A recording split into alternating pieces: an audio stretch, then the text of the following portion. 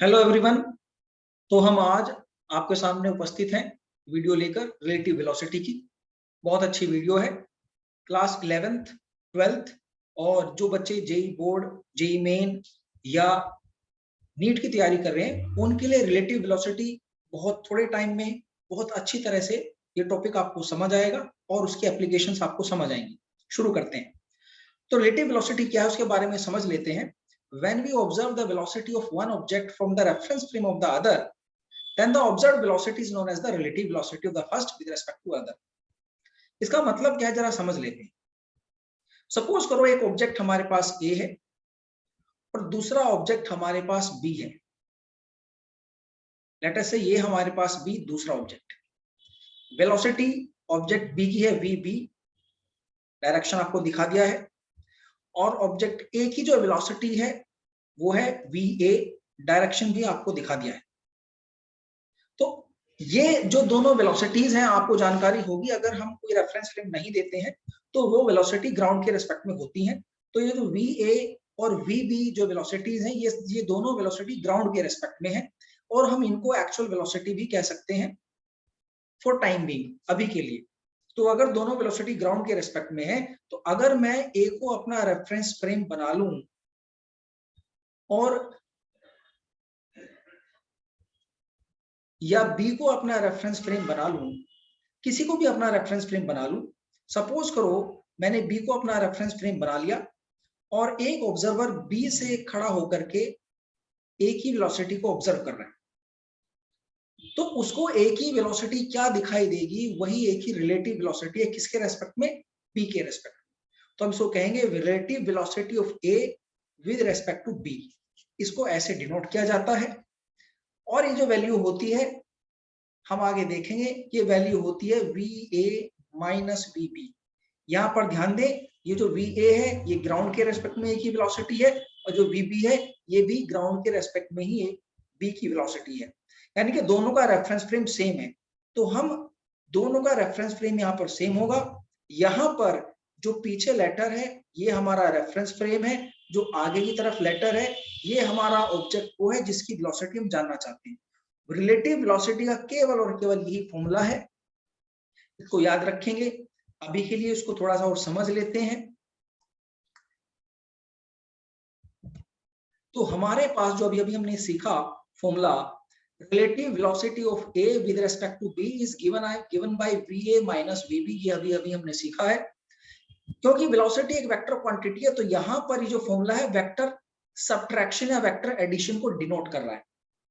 अपने आने वाले क्वेश्चंस में हम इस फॉर्मूले को ऐसे भी यूज कर सकते हैं। अगर मुझे VA फाइंड करना है और मुझे VAB यानी कि relative velocity of A with respect to B पता है तो मैं उसको ऐसे भी फाइंड कर सकता हूँ VAB प्लस VB। और यहाँ पर जो एडिशन या सब्ट्रैक्शन है ध्यान रखना वो वेक्टर एडिशन या वेक्टर सब्ट्रैक्शन है। आप बच्चे गलती करते हैं या ऐसे सभी को सिखाया जाता है कि अगर दो ऑब्जेक्ट एक तरफ जा रहे हैं इस तरह से या दो ऑब्जेक्ट एक ही डायरेक्शन में जा रहे हैं कुछ इस तरीके से या अपोजिट डायरेक्शन में जा रहे हैं कुछ इस तरीके से, तो उनकी जो रिलेटिव वेलोसिटीज है वो इस केस में तो ऐड हो जाती हैं और इस केस में सबट्रैक्ट हो जाती हैं। भाई इस तरह से रिलेटिव वेलोसिटी को मत सीखना, गलत तरीका है। जो भी आता है केवल यही फॉर्मूला है, ऐड या सबट्रैक्शन इसी से आता है। कैसे समझ लेते हैं। देखो सपोज करो हमारे पास दो ऑब्जेक्ट हैं, लेट अस से उनका नाम रख देते हैं A and B। Let us से ये ऑब्जेक्ट A है और ये ऑब्जेक्ट B है। तो अगर ये अपोजिट डायरेक्शन में जा रहे हैं और हम बाय कन्वेंशन ये डायरेक्शन पॉजिटिव ले लेते हैं तो VA जो वैल्यू होगी VA that would be positive and और जो वैल्यू होगी VB तो VB वैल्यू नेगेटिव होगी। तो अगर हम केवल इनके मैग्नीट्यूड को लें, दोनों के मैग्नीट्यूड को लें तो magnitude of VAB relative velocity of A with respect to B जो आएगा वो मैग्नीट्यूड ऑफ A माइनस की जगह प्लस हो जाएगा क्योंकि ये नेगेटिव है, मैग्नीट्यूड ऑफ B। इस तरह से वो प्लस हो जाता है क्योंकि दो बार माइनस आ जाता है। ये वैसे ही नेगेटिव होगा, वेलोसिटी नेगेटिव है और वापस से यहाँ पे एक साइन हमारे फॉर्मूले की वजह से आएगा नेगेटिव साइन तो पॉजिटिव हो जाएगा। इस तरह से पॉजिटिव होता है। तो भाई ये गलती मत करें, इस तरह से याद मत रखें कि एक साथ जाएंगे तो, क्योंकि इसमें कंफ्यूजन हो जाता है क्वेश्चंस में कि यहाँ पर जो रिलेटिव वेलोसिटी आती है मैग्नीट्यूड, तो वो रिलेटिव वेलोसिटी ऑफ ए आती है, रिलेटिव वेलोसिटी ऑफ बी आती है, वो नहीं पता चल पाता, डायरेक्शन नहीं पता चल पाता, केवल मैग्नीट्यूड पता चल पाता है। तो जिसमें मैग्नीट्यूड केवल पता करना है तो ऐसे हो सकता है, लेकिन अगर डायरेक्शन भी किसी क्वेश्चन में आता है, आ जाता है, तो ऐसे इस तरह से क्वेश्चन नहीं हो पाएगा। तो फॉर्मूला आपको केवल एक ही याद रखना है, और वो है फॉर्मूला हमारा VA माइनस VB, केवल यही फॉर्मूला आपको याद रखना है। और ये देखो आगे चल लेते हैं। यहां पर एक क्वेश्चन देख लेते हैं, इस क्वेश्चन से ये पूरी तरह क्लियर हो जाएगा। क्वेश्चन है, a man is standing on the road. Question का आप स्क्रीनशॉट लेके रख सकते हैं। A car is coming towards him at a speed of 16 metre per second. Another man is going away from him at a speed 3 metre per second, and a bird is flying away from him making an angle 45 degree with a horizontal with the speed of 20 square root 2 metre per second. Find, हमें कुछ चीजें find करनी है, देख लेते हैं। तो सबसे पहले अपने क्वेश्चंस को फ्रेम कर लेते हैं। क्वेश्चन हमारा कहता है कि एक आदमी जो है वो हमारा आदमी सड़क पर खड़ा है। लेट अस से ये आदमी है और ये आदमी हमारा सड़क पर खड़ा है। वेलोसिटी है 0। ये सभी वेलोसिटी जो मैं यहाँ लिखूंगा ग्राउंड के रेस्पेक्ट में है, तो ग्राउंड के रेस्पेक्ट में वेलोसिटी है 0। ठीक है भाई बच्चों, आगे चल लेते हैं। आगे क्वेश्चन हमारा कहता है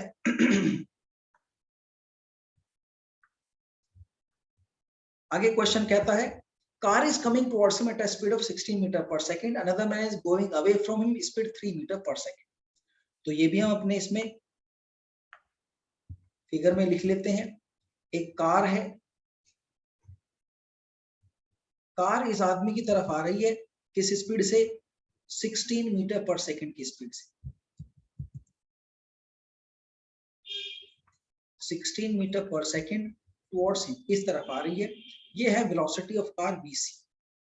एक दूसरा आदमी है जो दूर जा रहा है इससे, और किस स्पीड से जा रहा है? ये आदमी velocity of man, another man, और ये जा रहा है हमारा 3 मीटर पर सेकंड की स्पीड से अवे फ्रॉम। ठीक है, और क्या क्या इंफॉर्मेशन हमें क्वेश्चन में गिवन है देख लेते हैं। वेलोसिटी और एक बर्ड फ्लाई कर रही है, making an angle 45 degree with horizontal with speed of 20 root 2 metre per second. एक बर्ड फ्लाई कर रही है, यहाँ पर एक बर्ड बना देते हैं। लेट अस से ये बर्ड है, देखो ऐसी बर्ड बनी है, थोड़ी सी समझ जाना। और ये बर्ड फ्लाई कर रही है इधर, किस स्पीड से? 20 मीटर पर सेकंड, और यह velocity of bird. Making an angle 45 degree with horizontal, horizontal से 45 डिग्री का एंगल इसने बनाया। अब हमें क्या क्या फाइंड करना है, ध्यान से समझ लेते हैं बच्चों। सबसे पहले हमें फाइंड करना है velocity of standing man with respect to car. इसका मतलब है कि भाई हमें velocity of standing man find करनी है विद रिस्पेक्ट टू कार। सबसे पहले फाइंड करना है velocity of standing man, V, standing man को VS से डिनोट कर देते हैं। Velocity of standing man with respect to car, ये फाइंड करनी है। दूसरा फाइंड हमें करना है velocity of bird with respect to walking man. Walking man के रेस्पेक्ट में वेलोसिटी ऑफ बर्ड फाइंड करनी है। Velocity of bird with respect to walking man, BM find करनी है। और velocity of car with respect to bird, जो D option है ये आपको खुद ही करना है, इसको मैं नहीं करूंगा। 3 ऑप्शन करने के बाद आपको एक 4th ऑप्शन आप खुद से कर सकते हैं। तो velocity of car with respect to bird मुझे फाइंड करनी है, तो मुझे फाइंड करना है velocity of car with respect to bird, ये भी मुझे फाइंड करनी है। ठीक है भाई, ये मैं फाइंड कर लेता हूँ, ध्यान से समझेंगे बच्चों। सबसे पहले देखते हैं velocity of standing man with respect to car. Formula हमारा यही है, velocity of standing man with respect to car would be equals to velocity of standing man minus velocity of car। अब मैं क्या करता हूं, क्योंकि वेक्टर है तो यहां पर अपना इस डायरेक्शन में मैं I वेक्टर ले लेता हूं, और इस डायरेक्शन में मैं J वेक्टर ले लेता हूं। ऊपर की तरफ। तो जो वेलोसिटी ऑफ कार है, ध्यान से अगर मैं देखूं मैन की तरफ जा रही है, तो वेलोसिटी ऑफ कार है -16i। देखो आई के अपोजिट डायरेक्शन में वेक्टर एडिशन करेंगे ना, तो इसलिए वेक्टर फॉर्म में लिख लेते हैं। वेलोसिटी ऑफ वॉकिंग मैन है +3i मीटर पर सेकेंड। इसी तरह अगर मैं यहाँ ये जो हमारे पास बर्ड है, इसका हॉरिजॉन्टल और वर्टिकल कंपोनेंट में फाइंड करूं, तो क्योंकि 45 डिग्री है तो दोनों कंपोनेंट 20 मीटर पर सेकंड आएंगे, क्योंकि ये जो वेलोसिटी है एक्चुअली ये velocity 20√2 metre per second, sorry for mistake. तो यहाँ पर जो हमारे पास ये बर्ड की वेलोसिटी आएगी, वो आएगी 20i + 20j metre per second. तो velocity of standing man with respect to car आएगी, वेलोसिटी ऑफ स्टैंडिंग मैन है 0 माइनस वेलोसिटी ऑफ कार है 16 तो आंसर आ जाएगा हमारा माइनस माइनस प्लस हो जाएगा +16i मीटर पर सेकंड। अब ध्यान से देखना बच्चों, अगर कार से कोई आदमी स्टैंडिंग मैन को देखेगा तो उसको लगेगा स्टैंडिंग मैन कार की तरफ आ रहा है। डायरेक्शन क्या हुआ, पॉजिटिव डायरेक्शन हुआ कि नहीं हुआ, और किस स्पीड से नजर आता आएगा इसके पास 16 मीटर पर सेकंड। इसीलिए velocity of standing man with respect to car हमारी आ गई +16i मीटर पर सेकंड। ठीक है बच्चों, समझ आ गया। आगे चलते हैं, नेक्स्ट है हमारा velocity of bird with respect to walking man. Velocity of bird with respect to walking man हमारा है कि vb माइनस vm। तो यहां पर ये फॉर्मूला अप्लाई करते हैं,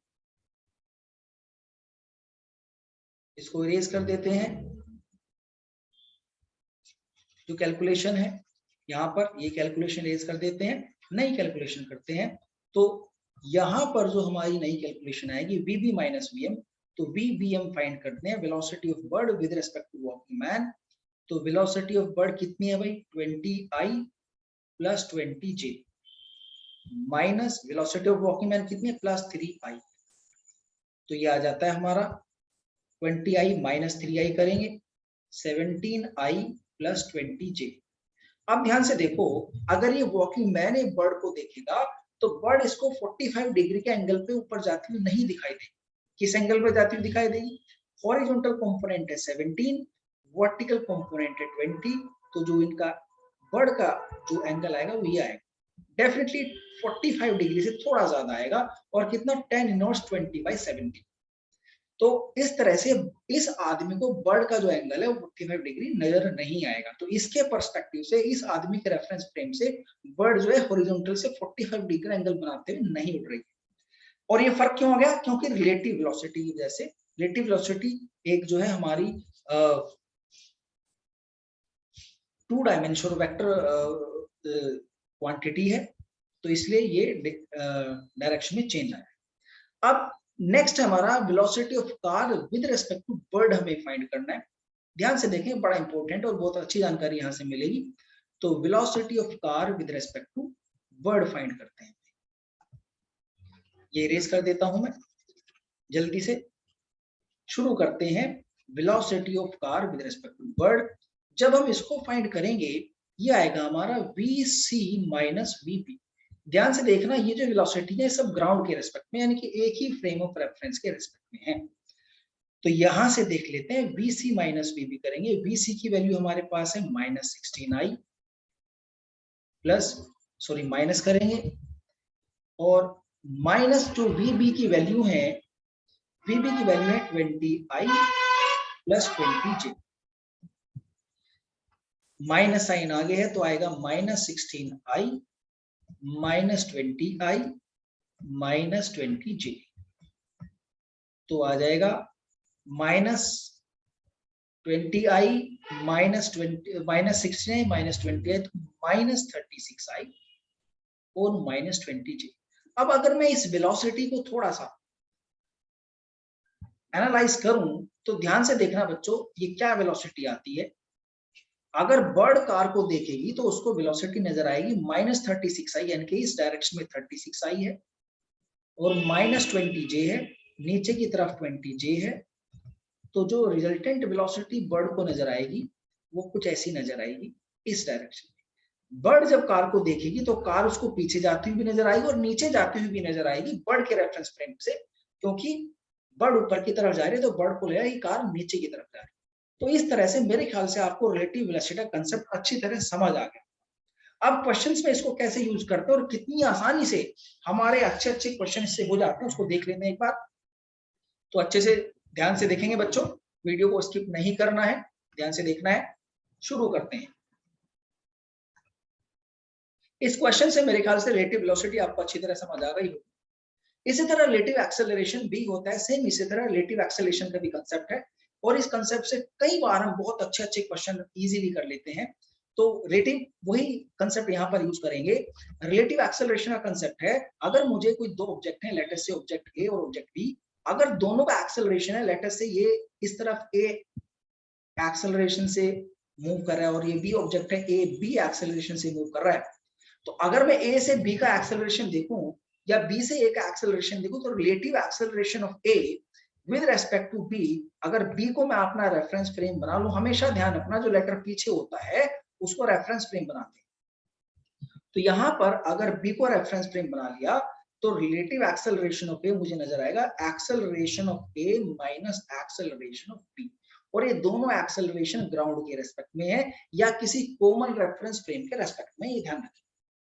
इसी तरह एक क्वेश्चन देख लेते हैं बच्चों, बड़ा आपने कई बार क्वेश्चन किया भी होगा और उसको देख लेते हैं क्या क्वेश्चन है, ध्यान से देखेंगे।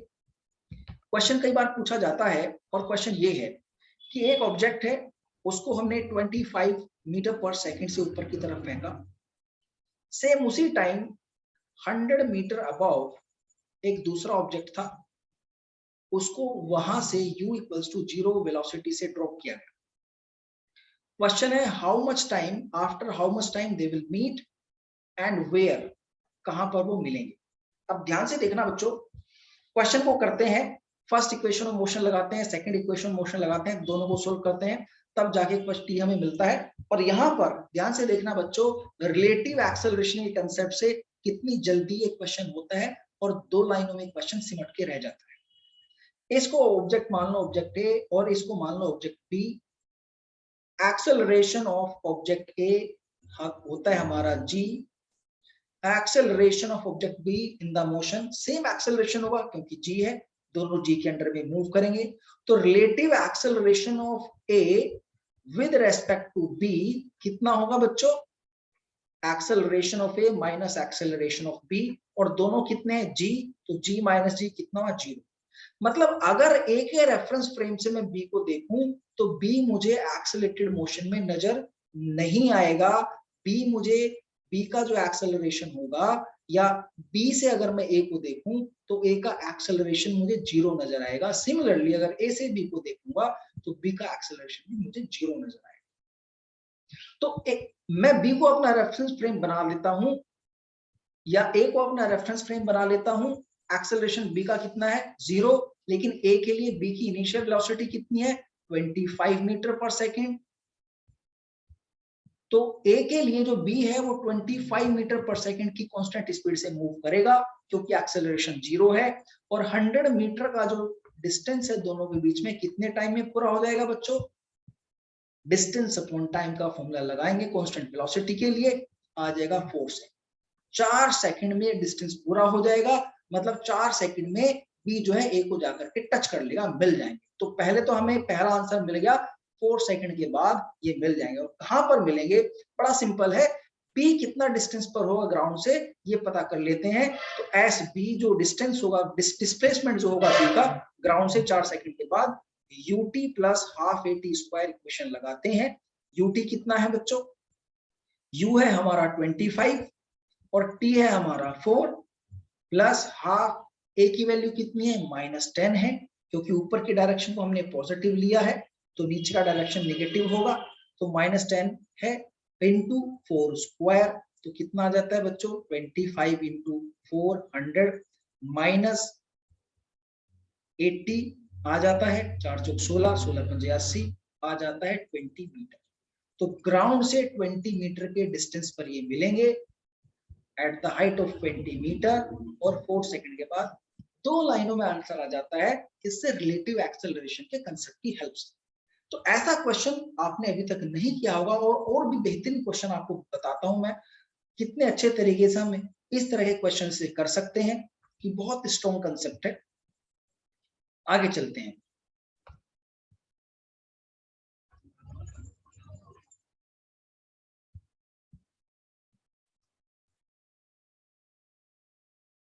नेक्स्ट क्वेश्चन आ जाता है, बहुत बढ़िया क्वेश्चन है, जेईई मेन में आया हुआ है। A large heavy box is sliding without friction down a smooth plane of inclination theta. From a point P on the bottom of the box, a particle is projected inside the box. The initial speed of the particle with respect to the box is u, and the direction of projection makes an angle alpha with the bottom as shown in the figure.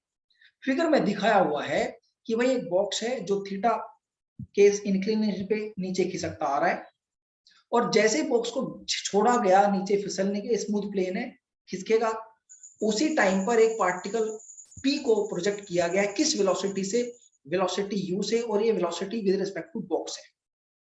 तो हमें पता लगाना है कि भाई ये जो particle है ये कितनी, नेक्स्ट पार्ट जो क्वेश्चन का उसमें पता लगाना है कि पार्टिकल कितनी दूर जाके गिरा, इस बॉक्स के अंदर पार्टिकल ने कितना डिस्टेंस ट्रेवल किया, वो हमें पता लगाना है।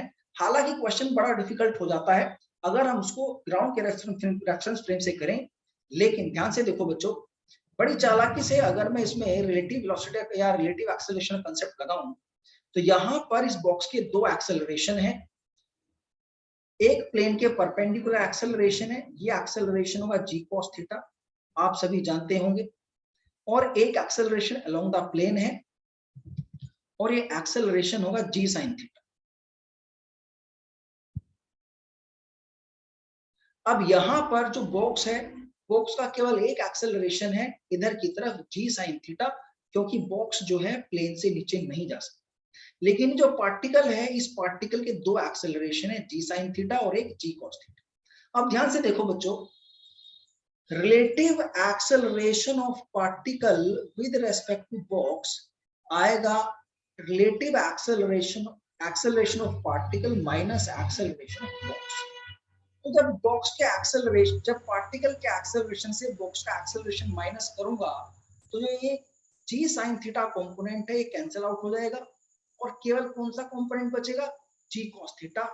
तो acceleration of particle with respect to box आएगा g cos थीटा, और किस तरफ आएगा बच्चों, परपेंडिकुलर टू प्लेन आएगा, यानी कि परपेंडिकुलर टू प्लेन की आएगा। अब यहां पर अगर मैं बॉक्स के रेफरेंस फ्रेम से इस सिचुएशन को देखूं और इस सिचुएशन को थोड़ा सा हॉरिजॉन्टल कर लूं, तो सिचुएशन बड़ी सिंपल हो जाती है। और ध्यान से देखो कितनी आसानी से मैं वो डिस्टेंस बॉक्स के अंदर फाइंड कर सकता हूं कि कितने डिस्टेंस पर ये पार्टिकल गिरेगा। सिचुएशन हो जाती है, ये बॉक्स के रेस्पेक्ट में वेलोसिटी है, तो वेलोसिटी बॉक्स के रेस्पेक्ट में u है, एंगल अल्फा क्वेश्चन में गिवन है, लेकिन जो हॉरिजॉन्टल वर्टिकल एक्सेलरेशन है, वर्टिकल टू इंक्लिनेशन, वो एक्सेलरेशन g cos थीटा है। तो अब ये सिंपल जो है क्वेश्चन बन गया है प्रोजेक्टाइल का, ऐसे प्रोजेक्टाइल आगे जाकर गिरेगा, और without doing so much calculation आसानी से मेरा आंसर आ जाता है।